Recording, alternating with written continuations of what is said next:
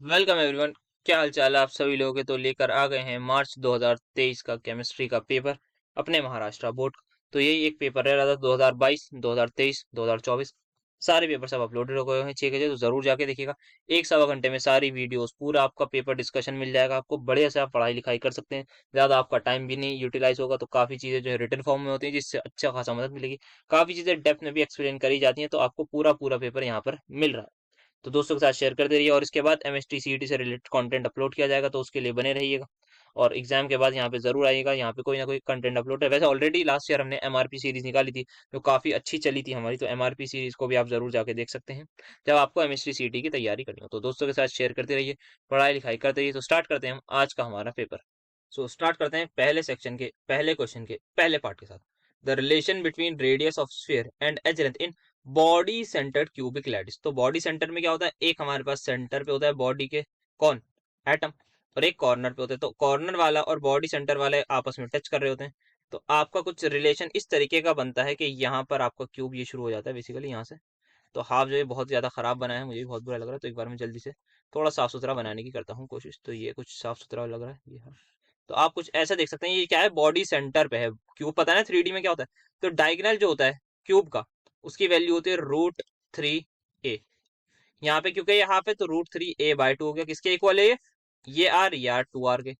तो 2r बराबर √3a/2। तो r किसके इक्वल हो जाएगा, √3a/4। √3a/4 ये आंसर हो जाएगा। नेक्स्ट देखते हैं, पीएच बतानी है हमें किसकी, वीक मोनोबेसिक एसिड की दे रखी है, बतानी नहीं सर, दे रखी है हाँ बिल्कुल। OH नेगेटिव बताने। तो पीएच प्लस पीओएच बराबर सर 14। तो क्या यहाँ से पीओएच की वैल्यू आप सभी के सामने आ गई 2.8, हाँ सर आ गई। तो OH नेगेटिव किसके इक्वल होगा, 10⁻⁻ पीएच के। तो 10⁻⁻ पीएच कितनी है 2.8। क्या मैं 2.8 को ये लिख सकता हूँ 3 प्लस बोल रहा हूँ। क्या यहाँ पर 2.8 को मैं लिख सकता हूँ 3 - 0.2, हाँ सर।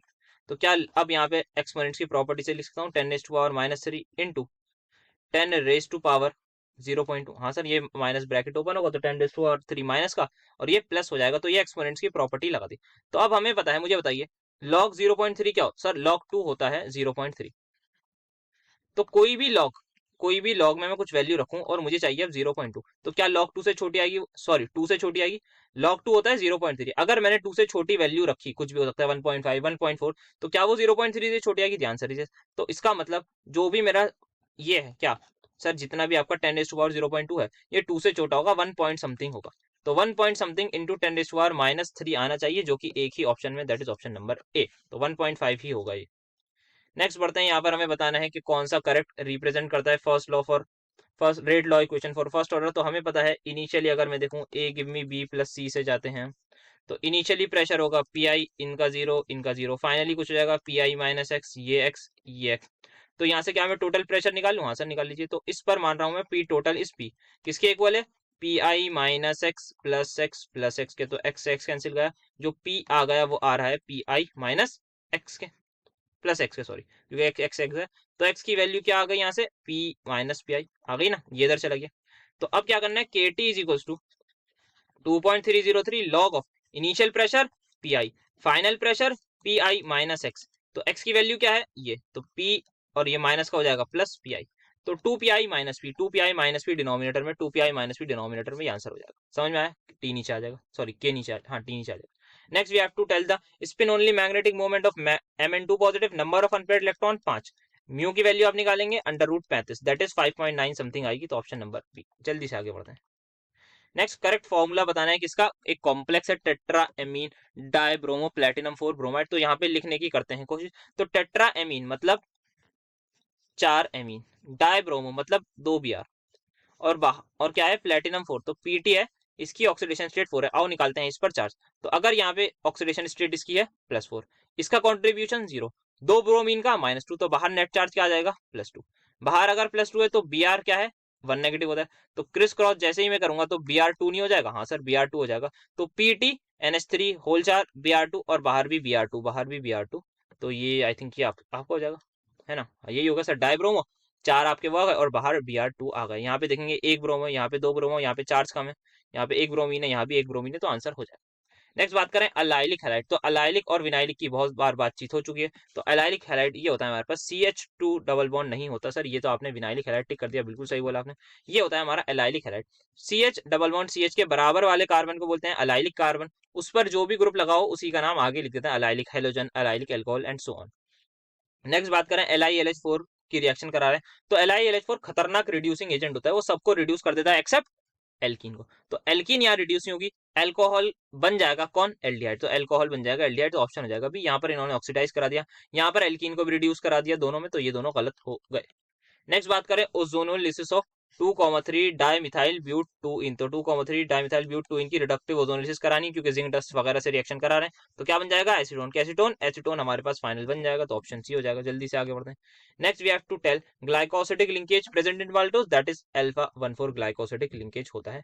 नेक्स्ट बात करें monomer of natural rubber is simply isoprene होता है, तो ये क्वेश्चंस काफी बार आ चुके हैं, रिपीटेड ही आते हैं हमारे एमएसटी बोर्ड के एग्जाम में। Next question we have write the name of the technique used to know geometry of nano particle, that is XRD, जिसको हम बोलते हैं एक्स रे डिफ्रैक्शन टेक्निक, तो ये यूज होती है एक्स रे डिफ्रैक्शन टेक्निक हो गई हमारे पास, आगे लिख लिएगा। नेक्स्ट बात करें प्रोडक्ट बताना है जब एसिटामाइड रिएक्ट कर रहा है विद LiAlH4, तो एसिटामाइड यहाँ पे क्या करेगा, रिड्यूसिंग एजेंट है तो रिड्यूस कर देगा LiAlH4 किसको, एसिटामाइड को, किसमें, अमाइन में, 1 डिग्री अमीन यहाँ पर बन जाएगा। नेक्स्ट बात करते हैं प्रोडक्ट फाउंड बताना है when chlorobenzene is treated with sodium metal, तो क्लोरोबेंजीन है sodium metal in dry ether कर रहे हैं, तो फिटिक रिएक्शन आप सभी की आंखों के सामने नजर आती हुई नजर आएगी, तो डाई फिनाइल या बाय अराइल ग्रुप यहाँ पर जुड़ जाएंगे, 2 फिनाइल के रिंग्स जुड़ जाएंगे। Next we have to tell the chemical composition of cryolite, that is Na3AlF6। Next बात करते हैं हमें नेम ऑफ प्लैटिनम कॉम्प्लेक्स बताना है जो यूज होता है किसमें, ट्रीटमेंट ऑफ कैंसर में, सो दैट इज सिस्प्लैटिन, तो सिस्प्लैटिन को हम यूज करते हैं फॉर ट्रीटमेंट ऑफ कैंसर। आगे बात करते हैं क्रायोस्कोपिक कांस्टेंट की हमें बतानी है वैल्यू, सो डेल्टा टी भी हमें पता है किसके इक्वल होता है, केबी इंटू मोलैलिटी के। डेल्टा टीबी की यूनिट हमारे पास होती है क्या, केल्विन। मोलैलिटी क्या होती है सर, मोलैलिटी होती है number of moles divide by number of moles divided by weight in KG, तो केजी इधर आ जाएगा, यूनिट बता रहे हैं ना, केजी आ गया और पर मोल आ जाएगा, तो kelvin kg per mole is going to be the unit of किसकी, क्रायोस्कोपिक कांस्टेंट। नेक्स्ट बात करते हैं हमें बतानी condition for spontaneity in terms of Gibbs free energy, we all know delta G has to be less than 0, तो जब जब Gibbs free energy हमारी नेगेटिव होगी तब तब हम बोलेंगे रिएक्शन हमारी स्पॉन्टेनियस। नेक्स्ट बात करते हैं मोलर कंडक्टिविटी बतानी है, तो molar conductivity is lambda m is equal to k into 1000 divide by m, तो k क्या है यहाँ पर, कंडक्टिविटी 0.01 इंटू 1000 डिवाइड बाय 0.5, तो ये हो जाएगा 10, नीचे आ गया 0.5, ऊपर आ गया 0, तो यहाँ आ जाएगा 20, तो 20 Simon centimetre square per mole is going to be the answer. Start करते हैं सेक्शन में जिसमें डिस्टिंग्विश करना है between lanthanoids and actinoids. Lanthanoid का डिफरेंस क्या है और एक्टिनॉइड से क्या है ये बताना है। तो लेंथेनॉइड मैक्सिमम +4 शो करते हैं क्या, ऑक्सीडेशन स्टेट, और एक्टिनॉइड भाई साहब +3 4 5 7 तक शो करते हैं। लेंथेनॉइड्स कॉम्प्लेक्स नहीं बनाते इजीली, एक्टिनॉइड्स की भाई टेंडेंसी होती है टू फॉर्म कॉम्प्लेक्सेस। जितने भी लेंथेनॉइड्स हैं वो सारे के सारे नॉन रेडियो एक्टिव हैं एक्सेप्ट प्रोमीथियम, बट एक्टिनॉइड्स आपके रेडियो एक्टिव इन नेचर होते हैं। लेंथेनॉइड्स के आपको ऑक्सो कैटायंस नहीं मिलेंगे, मतलब ऑक्सीजन के साथ कोई कैटायन नहीं मिलेगा, वेराज एक्टिनॉइड्स के मिल जाएंगे। Most of the lanthanoids colourless मिलेंगे बट एक्टिनॉइड आपको कलर्ड मिलेंगे। तो ये कुछ डिस्टिंग्विश या डिफरेंसेस थे between lanthanoids and actinoids. Then we have to calculate the mole fraction of solute, that is chi, क्या बोलते हैं इसको, काई भी बोलते हैं, निकालना है। If the vapour pressure of pure benzene दे रखा है, ये दे रखा है, तो क्या होता है फॉर्मूला हमारे पास सिंपल सा, सबसे पहले p naught that is pure solvent का minus PS divide by p naught, यही फॉर्मूला होता है।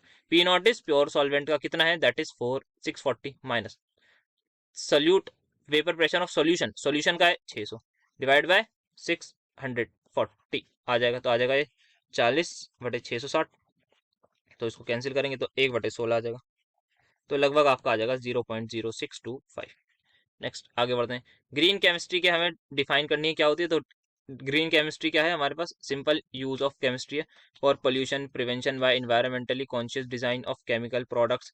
तो बस हमें जो है इन्वायरमेंट का ध्यान रखते हुए कि भाई जो केमिकल्स रिलीज हो रहे हैं वो हार्मफुल ना हो, हमारे इन्वायरमेंट के लिए पोल्यूशन क्रिएट ना करें, उस तरीके से हमें यूज करना है केमिस्ट्री का, और ऐसी चीजें बनानी है जो इन चीजों को एलिमिनेट करें। एडवांटेजेस की बात करनी है nano particle and nano technology की, तो रेवोल्यूशन कर दिया एक बहुत बड़ा इन इलेक्ट्रॉनिक्स एंड कंप्यूटिंग में। एनर्जी सेक्टर में काफी ज्यादा इनका रोल प्ले हुआ है, इन्होंने काफी ज्यादा इकोनॉमिकल बना दिया। देन अगेन मेडिकल फील्ड में तो है ही, कैसे मैन्युफैक्चरिंग होती है स्मार्ट ड्रग्स की, help cure faster without side effects and curing of life threatening disease like cancer and diabetes. So now we have to talk about substitutional impurity defect. तो substitution से पता ही लग रहा है कि कोई चीज सब्स्टिट्यूट हो गई। तो क्या होता है यहाँ पर, कोई फॉरेन एटम आ जाता है मेन एटम की जगह। मतलब भाई अगर एक लैटिस था, उस लैटिस में होना चाहिए था आयरन, हमने देखा अबे यहाँ पे निकल कैसा आ गया, अरे निकल साहब आप यहाँ पे क्या कर रहे हैं, तो इसका मतलब निकल ने क्या कर दिया, सब्स्टिट्यूट कर दी पोजीशन आयरन की। सो यहाँ पे क्या होता है, regular atoms are displaced from their lattice side by impurity atom. तो ये एग्जांपल है जिसके मतलब ऐसा हो सकता है। देन इंटरस्टिशियल इम्प्योरिटी डिफेक्ट, तो इंटरस्टिशियल का मतलब इंटरस्टिशियल साइट पर कुछ इम्प्योरिटी आ जाए इंटरस्टिशियल स्पेसिस पर।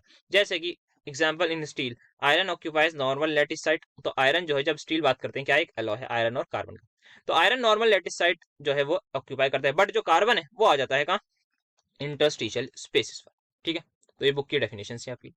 नेक्स्ट हमें क्या लिखनी है, write the chemical reactions chlorobenzene की विथ फ्यूमिंग H2SO4। तो कुछ नहीं होता भाई, मतलब कुछ तो होता है। कॉन्सेंट्रेटेड H2SO4 लिया तो आपको मिलता है सल्फोनिक एसिड बन जाता है ना। तो यहाँ Cl लगा देता हूँ और यहाँ लगा देते हैं हम SO3H, बन गया।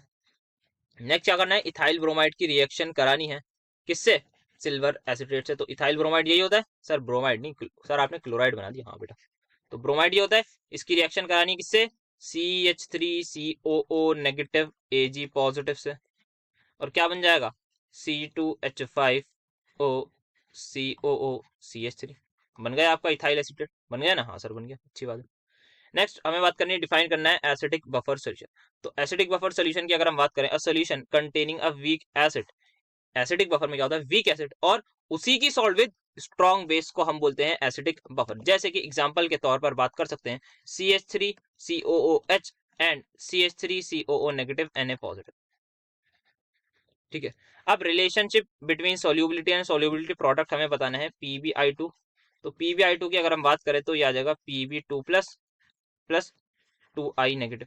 इसकी सोल्यूबिलिटी क्या है, ऐसे तो इसकी भी S, इसकी हो जाएगी 2S। तो KSP का हमें फार्मूला पता है, फार्मूला नहीं सर फॉर्मूला, हाँ yes we know the formula of KSP, that is concentration और solubility of Pb2 positive into I negative solubility raised to power their stoichiometric coefficient. So let us put the values here, we will put S and then here I will put 2S का square, so it will become 4S cube. So this is going to be the relation between KSP and solubility। ठीक है, तो solubility product और उसका relation हो गई।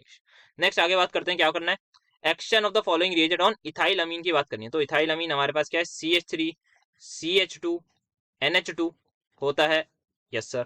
Chloroform CHCl3 होता है या नहीं, yes sir. Caustic potash KOH, reaction कराई क्या होगी, यहाँ पर हमारे पास क्या बन जाता है, आइसोसाइनाइड, आप सभी की आंखों के सामने नजर आएगा। ठीक है सर, आ गया। बात करें किसकी, नाइट्रस एसिड की। तो नाइट्रस एसिड क्या होता है, HNO2 होता है, तो यह कार्बोकेटाइन बनता है और उसके बाद क्या बना देता है, ये एल्कोहल नाम की एक चीज बना देता है, तो ये बन जाएगा ethanol. Next we have to calculate the standard Gibbs free energy change. तो डेल्टा G नॉट निकालना है, किसके इक्वल होता है, -N into F into E nought cell. इस रिएक्शन का क्या E नॉट सेल पता लग रहा है सर, पता करना पड़ेगा। तो यहाँ पे देखें, पहले हम इसकी सेल रिप्रेजेंटेशन करें। तो कैडमियम है, कैडमियम किस में कन्वर्ट हो रहा है, CD2 पॉजिटिव में। इसका क्या हो रहा है सर, इसका हो रहा है ऑक्सीडेशन। कहां पर होता है ऑक्सीडेशन, एनोड पर। SN2 पॉजिटिव, इसका क्या हो रहा है, रिडक्शन, ये SN में कन्वर्ट हो रहा है। तो यहाँ पर हमें अगर E नॉट सेल इस रिएक्शन का निकालना है, तो E not of cathode minus anode. तो एनोड पे क्या होती है, ऑक्सीडेशन, ये आ गई एनोड, ये क्या है कैथोड, ये आ गई आपकी, यहाँ पर हो रही है रिडक्शन। तो कैथोड पर है मेरे पास -0.136, इसको माइनस करना होगा -0.403 के साथ। तो 403 0 पॉइंट और 0.136 यहाँ पर करूँ, ये 3 ये कैरी लिया, 9 ये आ गया 10, सॉरी 13 में 6 7 6 2, तो 0.267। तो माइनस n क्या आएगा, 2 इलेक्ट्रॉन का change, 96500 into E nought cell की वैल्यू डाल दीजिएगा, आपका आंसर आ जाएगा फाइनल। तो इस तरीके से इस क्वेश्चन को कर लेंगे। नेक्स्ट बात करनी है, केमिकल रिएक्शन लिखनी है for the preparation of glucose from sucrose. तो सुक्रोज से बहुत ज्यादा सिंपल है, एसिडिफाई करवा दीजिए, H+ के साथ रिएक्शन करा दीजिए, आपको अल्फा डी ग्लूकोज और बीटा डी फ्रक्टोज मिल जाएगा। Alpha D glucose beta D fructose मिलता है ना, हाँ आई थिंक यही बनता है, तो ये आपको यहाँ पर मिल जाएगा। तो ये है हमारे पास राइबोस, हमें बताना है कि डी राइबोस का स्ट्रक्चर क्या होता है, तो यही होता है। डी मतलब क्या होता है, सिंपल CH2OH के जो जस्ट बराबर वाला कार्बन है उसके राइट साइड में OH हो, और अगर यहाँ लेफ्ट साइड में OH होता और राइट साइड में H होता तो ये बन जाता L राइबोस। तो ये इसका स्ट्रक्चर हो गया सिंपल सा। नेक्स्ट आगे चलते हैं। एक्सटेंसिव प्रॉपर्टी बतानी है भाई, क्या होती है? आप एक चम्मच चीनी लिए छोटे चमचे में, एक बड़े चमचे में लिए, किसमें अमाउंट ज्यादा है सर? बड़े वाले में। तो जिसमें अमाउंट ज्यादा है क्या उसमें मास भी ज्यादा होगा? हाँ सर। तो ऐसी प्रॉपर्टीज जो डिपेंड करती हैं किसी भी सब्सटेंस के अमाउंट पर, अमाउंट ऑफ मैटर पर, उनको बोलते हैं एक्सटेंसिव प्रॉपर्टी। जैसे कि एक आपकी आंखों के सामने आ गई मास, तो mass is an extensive, volume हो गई, इंटरनल एनर्जी हो गई, ये सारी की सारी आपकी प्रॉपर्टीज हो गई कौन सी? Extensive property. अब हमें क्या निकालना है? वर्क डन कैलकुलेट करना है, ठीक है। Expansion of 2 moles of an ideal gas, volume दे रखी है इन वैक्यूम। तो वर्क डन का फॉर्मूला क्या आप सभी को पता है? Minus p external into delta we होता है। तो डेल्टा वी अगर मैं निकालूं तो 20 माइनस 10 हो जाएगा, ठीक है। वैक्यूम में एक्सटर्नल प्रेशर क्या होगा सर? एक्सटर्नल प्रेशर का मतलब होता है बाहर से कितना प्रेशर लग रहा है। हाँ बिल्कुल सही बोले, कितना लग रहा है बताओ सर? वैक्यूम में तो कुछ होता ही नहीं प्रेशर, तो जीरो लग रहा है ना। हाँ सर जीरो। तो वर्क डन क्या गया? जीरो, खत्म। तो work done in case of जब भी वैक्यूम होता है तो जीरो होता है। नेक्स्ट बात करें फॉर्मेशन फॉर नाइलॉन 6,6 पॉलीमर की, तो यहाँ पर क्या लेते हैं हम? यहाँ पर कुछ एक लेते हैं एडिपिक एसिड, एक लेते हैं hexa methyl diamine. Adipic acid 6 carbon का एसिड, हेक्सा मिथाइल अमीन 6 कार्बन का डायमीन। करा दीजिए रिएक्शन। पहले क्या होगा? एसिड बेस होगी, H पॉजिटिव इसको दे देगा इसके लोन पेयर को नाइट्रोजन के। यहाँ क्या बन गई? सॉल्ट बन गई, नाइलॉन सॉल्ट। फिर क्या करा देंगे? हीट करा देंगे तो पानी रिलीज होगा और अमाइड बॉन्ड आपके सामने बन जाएगा। तो पॉली अमाइड फाइबर आप सभी के सामने देखने को मिलेगा। एंड देन यहाँ पर ये फर्दर बॉन्ड बनाते जाएंगे अलग अलग इन्हीं कंपाउंड के साथ, एडिपिक एसिड, हेक्सामिथाइलिन, डायमीन के साथ। तो ये हो गई इसकी रिएक्शन, तो लिख लीजिएगा। नेक्स्ट बात करते हैं, हमारा स्ट्रक्चर आता है किसका स्ट्रक्चर सर? यहाँ पे we have to draw the structure of chloric acid. तो क्लोरिक एसिड का ये हमारे पास स्ट्रक्चर होता है, और यहाँ पे ऑक्सीजन के पास भी 2 लोन पेयर है और एक क्लोरीन के पास भी यहाँ लोन पेयर मौजूद होता है, ठीक है। तो क्लोरिक एसिड हो गया HClO3, क्लोरीन है +5 oxidation state. Next we have to talk about peroxide disulphuric acid. तो दिस फॉर्मूला इज H2S2H2S2O8। एक यहाँ पे peroxide बॉन्ड होता है और 2 सल्फ्यूरस एसिड एक्चुअल में यहाँ पे कंबाइन हो जाते हैं। तो H2SO3 2 मॉलिक्यूल आते हैं, कंबाइन होते हैं, पानी रिलीज हो जाता है और आपको ये देखने को मिलता है। So this is the structure for peroxide disulphuric acid. Section C में वी हैव फर्स्ट क्वेश्चन जो अब पेपर का है 15th question, that is define osmosis. क्या होता है ऑस्मोसिस? बहुत ही ज्यादा सिंपल है। हमारे पास क्या होता है? फ्लो ऑफ सॉल्वेंट फ्रॉम, कहाँ से? लो कॉन्सेंट्रेशन के सोल्यूशन से हाई कॉन्सेंट्रेशन। उल्टा बोल दिया? नो सर, सही बोले। तो जिस भी सॉल्यूशन की मोलैरिटी कम होती है उसका मतलब क्या है सर? मतलब नंबर ऑफ मोल सोल्यूट के अल्टीमेटली कम है। हाँ सर।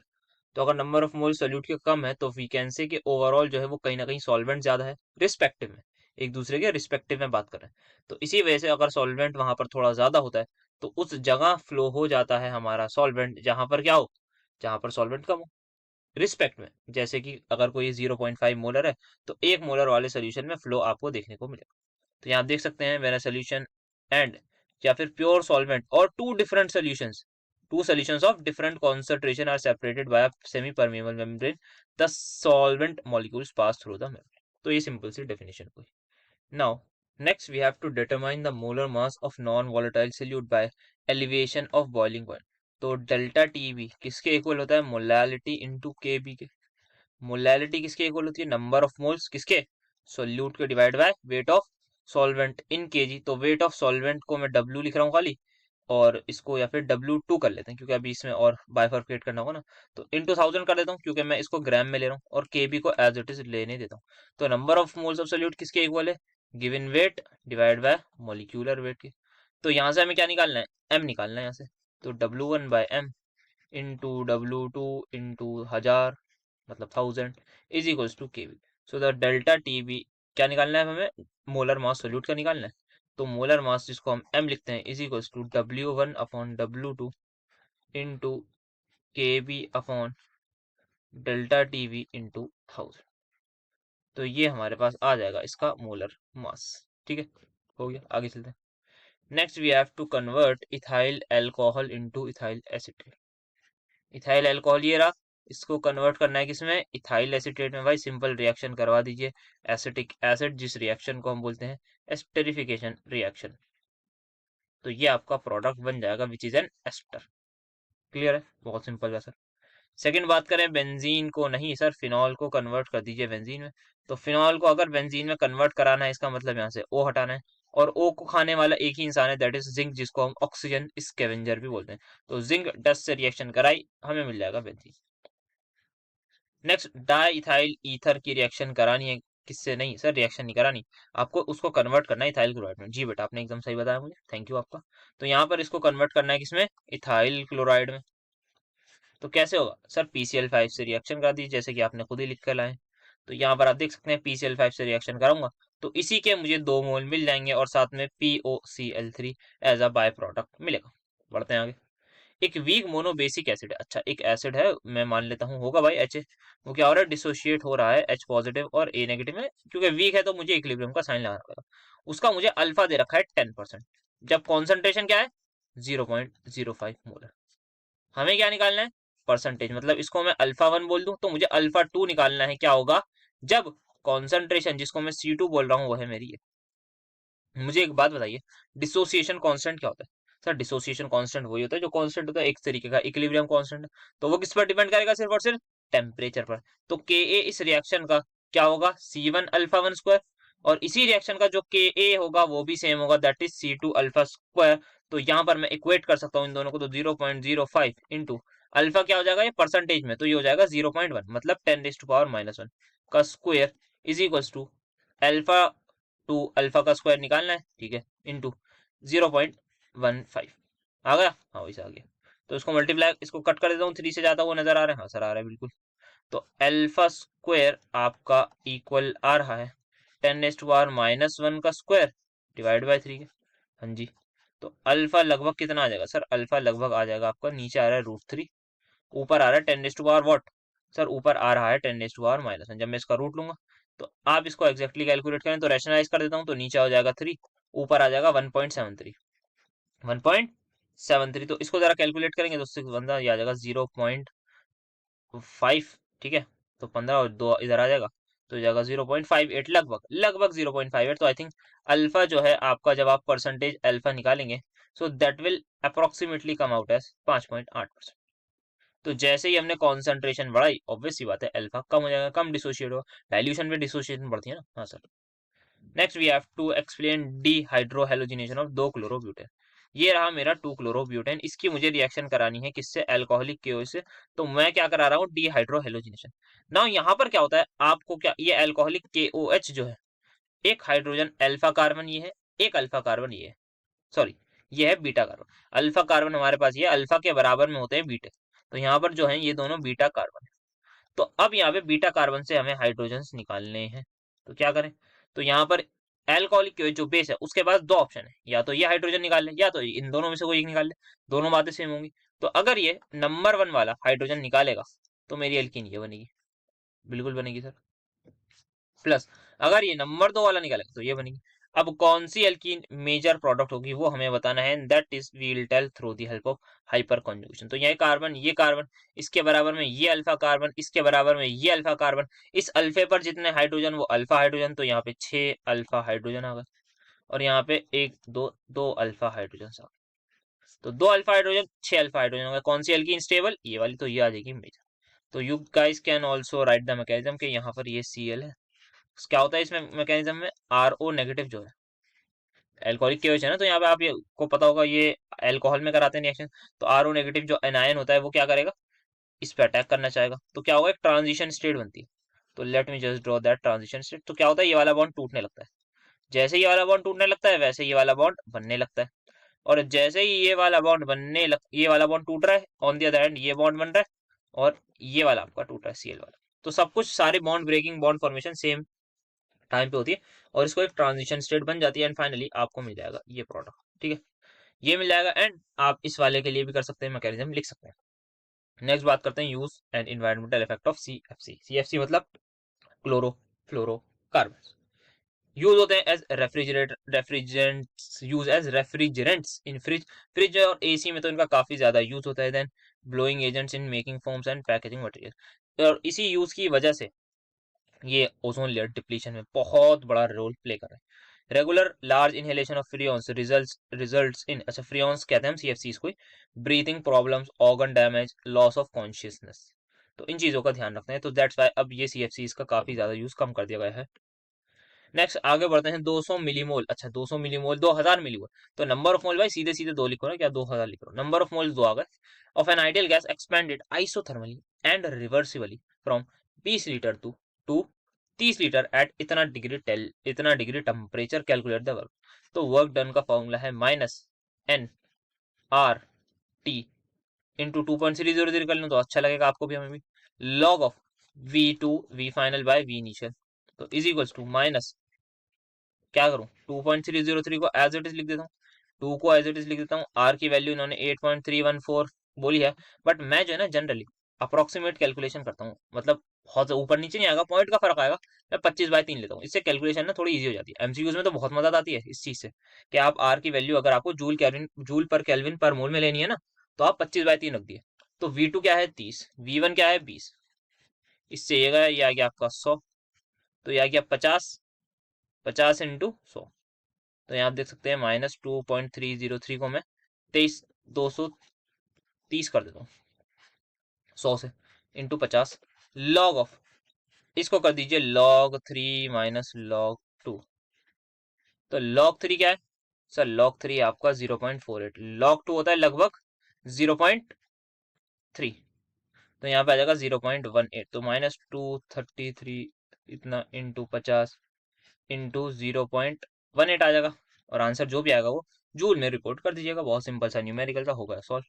नेक्स्ट बात करनी है इंटरस्टिशियल कंपाउंड्स क्या होते हैं। क्या होता है भाई, हमारे जो डी ब्लॉक के एलिमेंट्स है ना, वो जब आपके क्रिस्टल लैटिस वगैरह बनाते हैं, तो उनके लैटिस में कुछ स्मॉल एटम्स लाइक हाइड्रोजन, बहुत छोटा सा फर्स्ट ग्रुप का, कार्बन सेकंड ग्रुप का बंदा, नाइट्रोजन, बोरॉन भी होते हैं, ये ट्रैप हो जाते हैं in the interstitial spaces with in the crystal lattice, और जो कंपाउंड बनते हैं उनको बोलते हैं इंटरस्टिशियल कंपाउंड।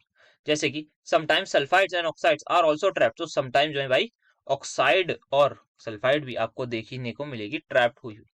जैसे steel and cast iron are examples of interstitial compound. Steel में क्या होता है, आयरन क्या होता है भाई, आयरन हमारे पास क्रिस्टल लैटिस बनाता है, और जो कार्बन है वो आपका इंटरस्टिशियल साइड घेर लेता है।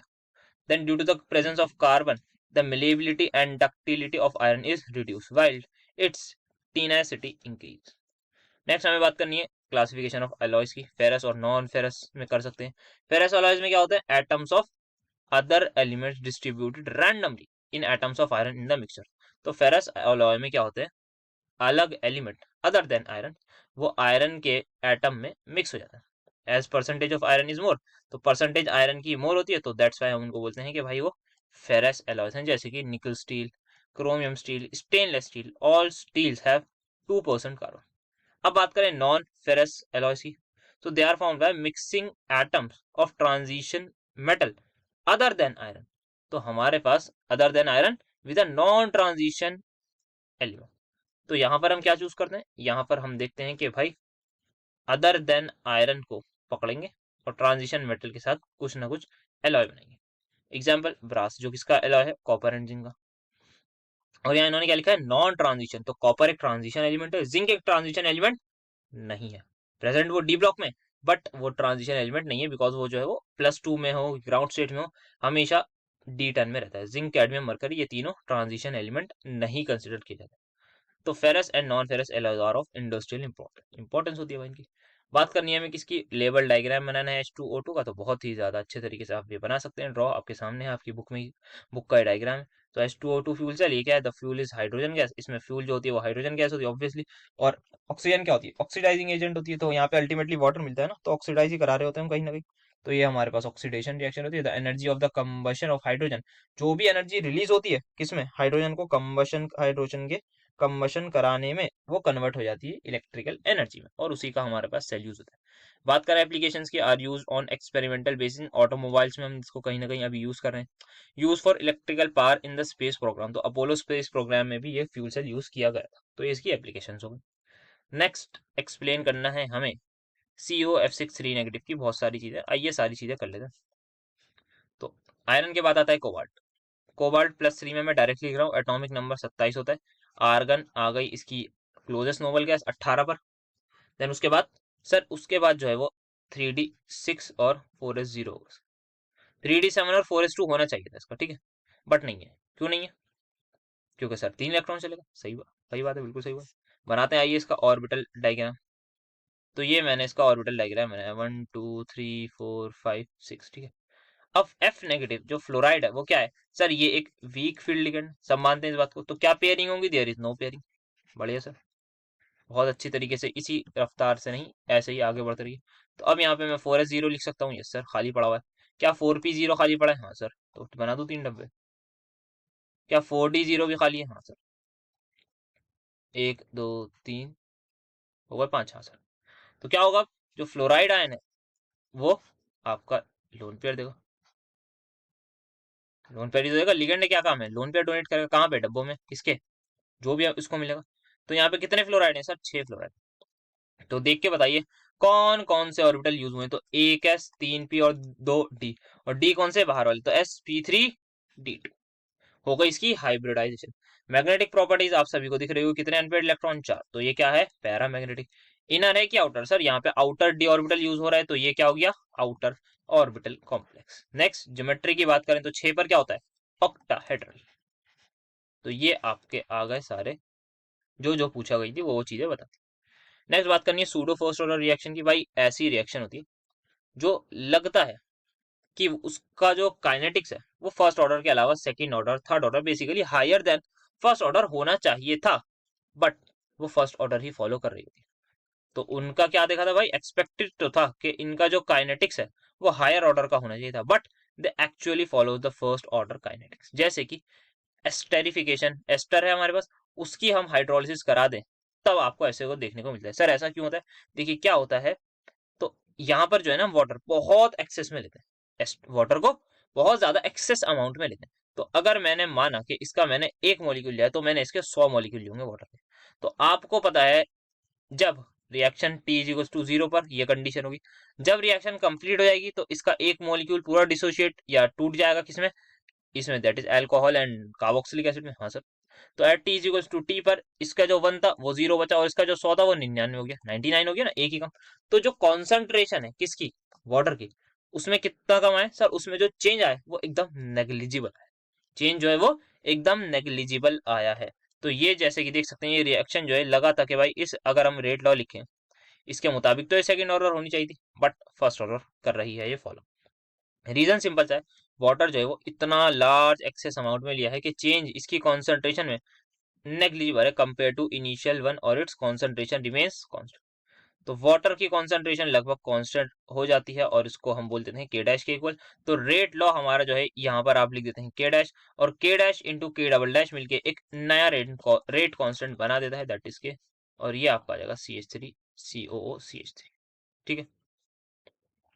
अब क्या करते हैं, डिराइव कर लेते हैं एक integrated rate law equation for zero order. तो आर रिएक्टेंट से प्रोडक्ट मिल रहा है, क्या होता है यहाँ पर, at t is equals to 0 पर, वही बात है भाई, इसकी कॉन्सेंट्रेशन ए होगी, इसकी 0 होगी। T is equals to t पर ये हो जाएगा ए माइनस एक्स, हो जाएगा एक्स। ऐसा ही होता है। हाँ सर ऐसा ही होता है। नाउ या आप बोल लीजिए इसकी कॉन्सेंट्रेशन ए नॉट है, और at t is equals to t पर इसकी कॉन्सेंट्रेशन ए टी बोल दीजिए, कोई दिक्कत की बात नहीं। तो रेट की अगर मैं बात करूँ किसके इक्वल होगी, सर आप रिएक्टेंट से प्रोडक्ट बना रहे हैं ना, तो ये होगी के रिएक्टेंट की पावर व्हाट, ऑर्डर, ऑर्डर क्या है 0। तो ये इसका रेट आ गया। क्या मैं रेट को ऐसे भी लिख सकता हूँ, minus of d r by d t, minus d r by d t, मतलब ये कंज्यूम हो रहा है ना, तो rate of consumption of r into k, r is to power 0 is 1। ठीक है। तो minus d r is equals to k d t आ गया। लगाते हैं इंटीग्रेशन, कहाँ से कहा था, टी इज इक्वल्स टू 0 पर बताइए क्या था, सर ये ए नॉट था। T is equals to t पर क्या हो गया है सर, ए टी हो गया। कर दीजिए इंटीग्रेट, आर का इंटीग्रेशन आर ही होगा, वैसे यहाँ पे हम ए लिखते हैं, ए गिव्स में भी, बट मैंने रिएक्टेंट लिखा, कोई बात नहीं, आप बुक से भी देख सकते हैं। तो ये आर आ गया यहाँ पर, और वैल्यूज क्या आएंगी, ए नॉट से ए टी, और किसके इक्वल है, minus k T minus 0, that is, तो मैंने माइनस उधर, तो माइनस के टी बराबर आपको अब यहाँ पे लिख सकते हैं जो a t minus a naught is equals to minus k t. तो के टी आप 12 फाइनली लिख सकते हैं a naught minus a t. तो ये क्या आ गया आपका, डिराइव हो गया, मतलब जो चाहिए था। ठीक है, आगे बढ़ते हैं। नेक्स्ट करनी है हमें explain aldol condensation of ethanol.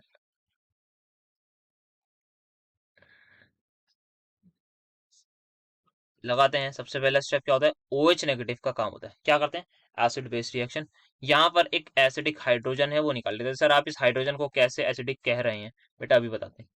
तो मैंने अगर इस हाइड्रोजन को एसिडिक कहा है तो उसका रीजन होगा बिकॉज ये जो कॉन्जुगेट बेस बन रहा है ये आपका रेजोनेंस स्टेबलाइजर है, तो इसको आई थिंक इनोलेट आयन भी बोलते हैं। तो ये क्या है, रेजोनेंस स्टेबलाइजर। तो फर्स्ट स्टेप में ये होता है। सेकंड में क्या होता है, इसी का एक मॉलिक्यूल आएगा, किसका, इथेनॉल का ही, और उस पर अब हो जाएगा न्यूक्लियोफिलिक अटैक। तो सेकंड स्टेप में न्यूक्लियोफिलिक एडिशन देखने को मिलेगी। तो करा देते हैं इसका अटैक। तो यहाँ पर ये मैं कराऊंगा अब इसका अटैक, ये ऊपर की तरफ शिफ्ट हो जाएगा और आप देख लीजिए क्या होगा। सो यहाँ पर ये CO नेगेटिव ऊपर आ गया, इस हाइड्रोजन को नीचे ले जाता हूँ, CH2 COH, देन फिर पानी डालते हैं हम थोड़ा सा और आपका ये H लग जाता है यहाँ पर, CH3 CHOH CH2 COOH, and then finally मैं हीट करूंगा और मुझे डिजायर्ड प्रोडक्ट मिल जाएगा।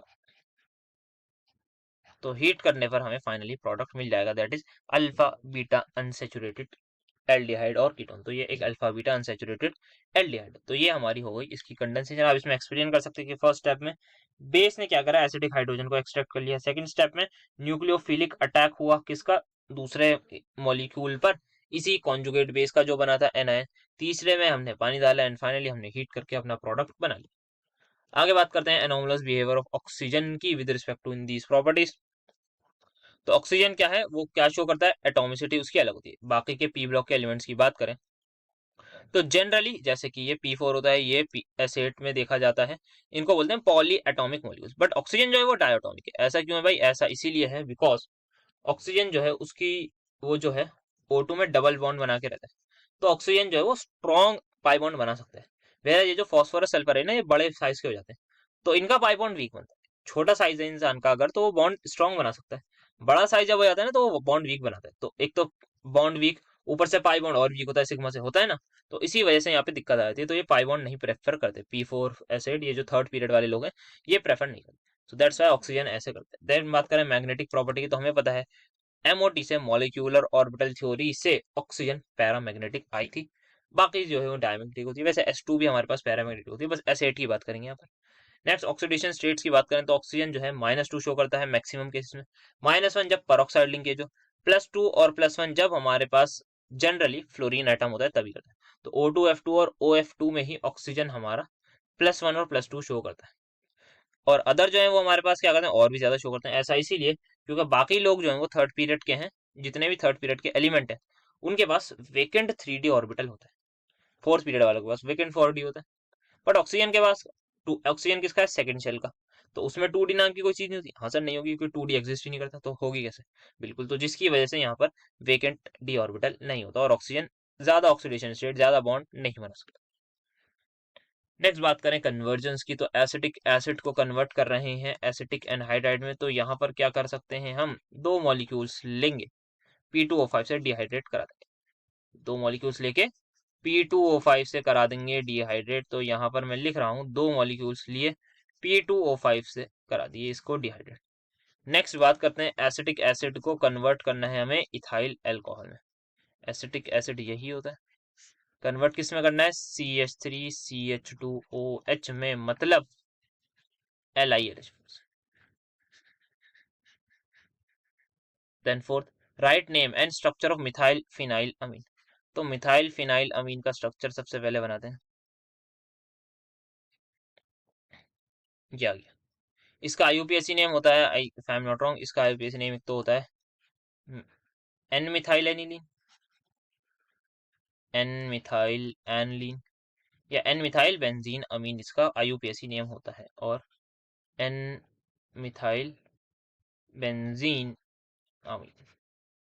तो ये होगा इसके IUPAC नेम और ये हमारा सेक्शन हो गया कंप्लीट। स्टार्ट करते हैं अपना सेक्शन नंबर D, जिसमें फर्स्ट क्वेश्चन है शो करना है हमें टाइम रिक्वायर्ड फॉर T99.9%। अच्छा, इतनी परसेंट कंप्लीट हो जाए रिएक्शन, फर्स्ट ऑर्डर रिएक्शन है, वो किसके इक्वल है, 3 टाइम्स T90% के। तो ये हमें प्रूव करना है। तो करते हैं बात, एक फर्स्ट ऑर्डर रिएक्शन ले लेते हैं। A गिव्स मी B हो गई है मेरी फर्स्ट ऑर्डर रिएक्शन। T=0 पर कॉन्सेंट्रेशन क्या होगी, A होगी, और इसकी क्या होगी, 0 होगी, ऑब्वियसली कोई भी प्रोडक्ट नहीं बना होगा। T=T पर बात करते हैं तो हम लिखते हैं A-X, ये लिखते हैं, हाँ सर ये लिखते हैं। बट अब क्या बात कर रहे हैं, अब हम बात कर रहे हैं जब 99.9% रिएक्शन हो गई। तो मुझे बताइए अगर 99.9% रिएक्शन हो गई तो इसका मतलब क्या होगा, इसका मतलब ये होगा 99.9% रिएक्टेंट प्रोडक्ट में कन्वर्ट हो चुका है, यही मतलब होगा। तो बचा कितना सर, बचा आपका 0.01%, यही बचा ना, एक बार ऐड करके देख लूँ तो 0.01। ये 0.1 सर 0.1, हाँ 0.1% बचा। तो प्रोडक्ट आपको कितना बचा, 0.1% बचा है, ठीक है ना। तो 0.1% प्रोडक्ट, सॉरी 0.1% रिएक्शन बची, 99.9% हो गई, मतलब 0.1% बची है। मतलब इनिशियली जो कॉन्सेंट्रेशन थी ए, उसका अब 0.1% बचा होगा रिएक्टेंट का। हाँ सर, तो ये क्या हो जाएगा आपका, तो 0.1/100 into A, so that will be a into 10⁻⁻3। तो ये क्या हो जाएगा, at t is equals to t 99.9% का मतलब है मेरा रिएक्टेंट कितना बचा है, a इंटू 10⁻⁻3। लगाओ फॉर्मूला, के टी बराबर 2.303 लॉग ऑफ, इनिशियली क्या है a, फाइनली a इंटू 10⁻⁻3। इससे ये कैंसिल, 10⁻⁻3 ऊपर जाके क्या कर दूं, उसमें ले जाओ पावर में, तो ये आपका हो जाएगा पॉजिटिव। ये होता है ना भाई, मतलब इतना नहीं पता एक्सपोनेंट्स की पावर, हाँ सर पता तो यार, क्या बात कर रहा है। तो 10⁻3 हो जाएगा, ठीक है, ये होगा। Now log a raise to power m किसके इक्वल होता है sir, m times log a के, बिल्कुल भाई। तो पीछे ले आता हूँ, तो यहाँ पर आप देखते रहिए, t 99.9% is equals to 3 times 2.303 log 10 आ जाएगा, जो कि 1 ही होता है, डिवाइड बाय के, इसी के इक्वल आ रहा है। हाँ सर, देखते रहिएगा यहाँ पर, मतलब अब देखिए, अब यही रिएक्शन हो रही है मेरे पास। अगर मैं बोल रहा हूँ कि 90% रिएक्शन हो गई, तो बची कितनी, 10%। 10% अगर रिएक्शन बची, मतलब 10% ऑफ ए बचा, मतलब 10/100 इंटू ए। तो कितना मेरा बचा रिएक्टेंट, सर आपका रिएक्टेंट बचेगा a/10 या फिर 0.1 है, सही है। हाँ सर, तो अब यहाँ पे लगाएं k t 90% is equal to 2.303 log of a upon 0.1 a, ये लिखो, इससे ये आ गया 10। तो टी 90% किसके इक्वल आ रहा है, 2.303 बाय के लॉग ऑफ 10, ये आपका इसके इक्वल आ रहा है। अब इसी की वैल्यू आप यहाँ पर पुट कर दीजिए, ये देख सकते हैं दोनों चीजें सेम है ना, तो ये किसके इक्वल हो गया, 3 टाइम्स टी 90% की, हो गया क्वेश्चन खत्म। इजी डेरिवेशन थी, आराम से करनी है, आराम से हो जाएगी। नेक्स्ट बात करें गैडोलीनियम की, आपकी आ गई कॉन्फ़िगरेशन, तो वो ये होती है। तो यहाँ पर 4f6 5d2 होती है generally, but due to half filled stability ये जो डी का एक इलेक्ट्रॉन है ये एफ में आ जाता है। नेक्स्ट देखें, carbon black is a nano structure material that is use in tyres of car to increase the life of tyre. ये आपका यूज हो गया किसका, जो पूछा गया है, write the name of nano structure material use in car tyres to increase car life, तो वो होता है कार्बन ब्लैक।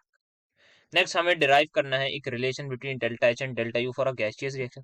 तो डेल्टा एच बराबर delta you plus P delta we होता ही, डेल्टा वी को लिख सकते हैं V2 माइनस V1, और इसको अंदर प्रेशर को मल्टीप्लाई कर दिया। अब हमें पता है गैस की इक्वेशन होती है, दैट इज क्या, PV is equal to NRT, हर कोई जानता है। तो पीवी1 क्या इक्वल हो जाएगा, N1 इंटू आर टी, हाँ सर। पीवी2 भी ऐसे हो जाएगा, तो डेल्टा यू को अब मैं लिख सकता हूँ, सॉरी डेल्टा एच को अब मैं लिख सकता हूँ, delta H is equal to delta you plus PV two की जगह N2 r t minus N1 r t. तो यहाँ पे delta H is equal to delta u, तो delta H is equal to delta you plus r t लिखा, N2 minus N1, और ये किसके इक्वल होता है, डेल्टा एन जी के। तो delta H is equal to delta you plus delta n g R T हो जाएगा, यानी बोलिए यस और नो, यस सर ये हो जाएगा। तो ये आपने कर दिया डिराइव, तो हो गई डेरिवेशन पूरी।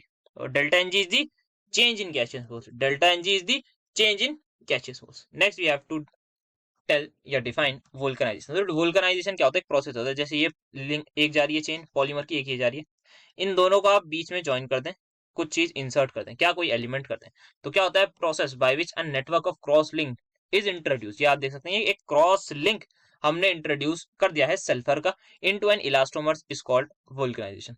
The profound effect of vulcanisation enhances the properties like tensile strength, stiffness, elasticity, toughness of natural rubber. जैसे कि हम मैंने यहाँ सल्फर करा, तो yes sulphur vulcanisation is the most frequently used process. Sulfur forms cross links between polyisoprene chains which results in improved properties of natural rubber। तो ये वोल्कनाइजेशन हो गया। नेक्स्ट बात करनी है पेप्टाइड बॉन्ड की। So peptide bond is simply the bond that connects alpha amino acids to each other. जैसे यहाँ पे आप देख सकते हैं ग्लाइसिन है, ये एलानिन है, यहाँ पे क्या होगा, पानी निकालिए, इसके OH से OH निकालिए, यहाँ से H निकालिए, तो आपको मिलेगा एक बॉन्ड जिसको हम बोलते हैं CONH bond. That is our amide bond. So polypeptides are further broken down to alpha amino acid. This implies that proteins are formed by connecting alpha amino acids to each other. The bond that connects उसको बोलते हैं peptide bond. Next बढ़ते हैं आगे. तो एक आ गया है numerical. Silver crystallises in FCC. अगर एफसीसी में क्रिस्टलाइज हो रहा है तो number of atoms per unit cell 4. Edge length हमें दे रखी है 400 पिकोमीटर, जिसको I can convert in centimetre. That will be 4 into 10⁻⁻8 centimetre. Now we have to calculate the density. Density का फॉर्मूला हो जाएगा molar mass into N divide by a cube into N. Molar mass आपका 108 into N मतलब 4 divide by a cube into Avogadro's number that is 6.022 into 10⁻23. तो finally density आपकी आ जाएगी 11.21 ग्राम पर centimetre cube. ये हो गई आपकी डेंसिटी. नेक्स्ट बात करते हैं हेलोफॉर्म रिएक्शन की. सो हेलोफॉर्म रिएक्शन कुछ नहीं है, आयोडोफॉर्म रिएक्शन इसको दूसरे नाम से भी बोला जाता है. तो क्या होता है यहाँ पे, या तो मिथाइल कीटोन या एसिटल्डिहाइड या ऑल अल्कोहल जिनमें ये ग्रुप हो. बेसिकली वी नीड CH3 एक साइड मस्ट है, या तो यहाँ पर CHOH और मतलब CHOH भी नहीं, बस OH होना चाहिए और आगे जो है कुछ भी हो सकता है यहाँ पे, और या तो ये ग्रुप. अब यहाँ पे कुछ भी प्रेजेंट होता है तो यहाँ पे क्या होता है, सारे मिथाइल कीटोन ये सब देते हैं. व्हेन एन अल्कोहल और methyl ketone is warmed with an sodium hydroxide and iodine. तो इस कंपाउंड को जब भी हम सोडियम हाइड्रोक्साइड प्लस आयोडीन के साथ रिएक्ट कराते हैं तो क्या होता है, ये बेसिकली ऑक्सीडाइज हो जाता है कार्बोक्सिलिक एसिड की सॉल्ट में. और आपको फाइनली क्या मिलेगा, अच्छा यहाँ पर जैसे ये कार्बन हट जाएगा, एक कार्बन बेसिकली स्टेप डाउन हो जाता है और वो बना लेता है क्या, CHI3, जिसको हम आयोडोफॉर्म बोलते हैं. Here reagent uses sodium hypoiodide. ये दोनों आपस में रिएक्ट करके बेसिकली बना लेते हैं NaOI. तो दैट्स व्हाई यहाँ लिखा है sodium hypoiodide is produced in C2. तो आप इन दोनों की जब रिएक्शन कराते हैं तो इनसाइड द जहां पर भी आप रिएक्शन करा रहे हैं वहीं पर NaOH आयोडीन से रिएक्ट करके NaOI बना. ठीक है. During the reaction sodium salt of carboxylic acid बनती है जो एक कार्बन कम होती है देन द सबस्ट्रेट, जैसे कि आप यहाँ देख सकते हैं. तो यहाँ पर एसीटोन की अगर मैं करा के दिखाऊं आप सभी लोगों को हेलोफॉर्म रिएक्शन, तो करा देते हैं इसकी NaOI से. तो आप सभी लोग देखेंगे ये था CH3COCH3, बट बन जाएगा इसमें Na पॉजिटिव आ जाएगा प्लस CHI3 आपका आ जाएगा which is precipitate of iodoform. तो यहाँ पे आपको येलो प्रेसिपिटेट देखने को मिलेगा और ये हो गई हेलोफॉर्म रिएक्शन. नेक्स्ट बात करते हैं, we have to define diastereomers. Simple है, ज्योमेट्रिकल आइसोमर्स या डायस्टीरियोमर्स दोनों बातें सेम है. They are non super impossible mirror image isomers. These are possible in heteroleptic complex. homoleptic में नहीं होते. heteroleptic मतलब जिसमें different ligands present हो, सारे ligands same ना. In these isomers there are cis trans types of arrangement of ligands. अब cis isomers की बात करें तो identical ligands occupy adjacent position, and trans में बात करें तो opposite होते हैं हमारे trans isomers. तो ये आपका cis isomer है. cis isomer में आप देख सकते हैं यहाँ पे क्या है, NH3 और Cl, या फिर आप बोल सकते हैं Cl जो है वो पास है. Occupy the adjacent position. यहाँ पे सारे NH3 एक साथ हैं और सारे Cl एक साथ हैं, मतलब 2 Cl. तो ये हमें इसका ट्रांस आइसोमर बनाना था. और यहाँ पे देखें तो Cl के अपोजिट, NH3 के अपोजिट, NH3 के अपोजिट. तो ये हमारे आ गए trans isomer for CONH3 whole for Cl2. Next बात करें रेफरेंस इलेक्ट्रोड की. तो सिंपल एक इलेक्ट्रोड जिसका पोटेंशियल हम 0 मान के चलते हैं या फिर हमें एग्जैक्टली बताओ. तो IUPAC ने जो है वो SHE that is standard hydrogen electrode को बोला था कि भाई इसका जो E0 सेल है वो आप 0 मानिए. So that's why it helps to determine the half cell reactions of other electrode. तो अलग अलग इलेक्ट्रोड पोटेंशियल हम इससे कैलकुलेट कर सकते हैं. हम क्या करेंगे, SHE को कनेक्ट करेंगे किसी और इलेक्ट्रोड के साथ, और हमारे पास वोल्ट मीटर तो होता ही है. तो वोल्ट मीटर में रीडिंग देख लेंगे. जैसे ही रीडिंग आएगी तो ई सेल का फॉर्मूला लगाएंगे. E cell is equal to E0 cathode minus anode. एक जगह SHE होगी तो उसकी वैल्यू 0 रख देंगे. फिर हम देख लेंगे क्या साइन आएगा, किस तरीके से करेंगे. तो इस तरीके से हम रेफरेंस इलेक्ट्रोड की मदद से कैलकुलेट करते हैं standard reduction potential. Next, give reason bleaching action of ozone is also called as dry bleach. तो ब्लीचिंग प्रॉपर्टी की बात करें तो ओजोन जो है वो एक्ट करता है as a good bleaching agent due to its oxidising nature. तो ओजोन देखते हैं O और O2 में टूटता है. तो क्या होता है, कोई भी कलर्ड चीज हो, ये नेसेंट जो ऑक्सीजन एटम है ये उसको कलरलेस मैटर बना देती है. So ozone bleaches in absence of moisture, so it is also known as dry bleach. तो ओजोन जो है वो क्या करती है, एब्सेंस ऑफ मॉइस्चर में ब्लीच करती है, दैट इज कलर चीज को कलरलेस बना दिया, दैट्स वाई इसको ड्राई ब्लीच बोला जाता है। So that's why it is known as dry bleach. Next last question भी बढ़ते हैं, बात करनी है डॉस प्रोसेस की for the preparation of phenol, then हमें बात करनी है एक्शन ऑफ ब्रोमीन। तो डाउ प्रोसेस क्या होता है, क्लोरोबेंजीन की रिएक्शन कराते हैं NaOH से at very very high temperature and pressure.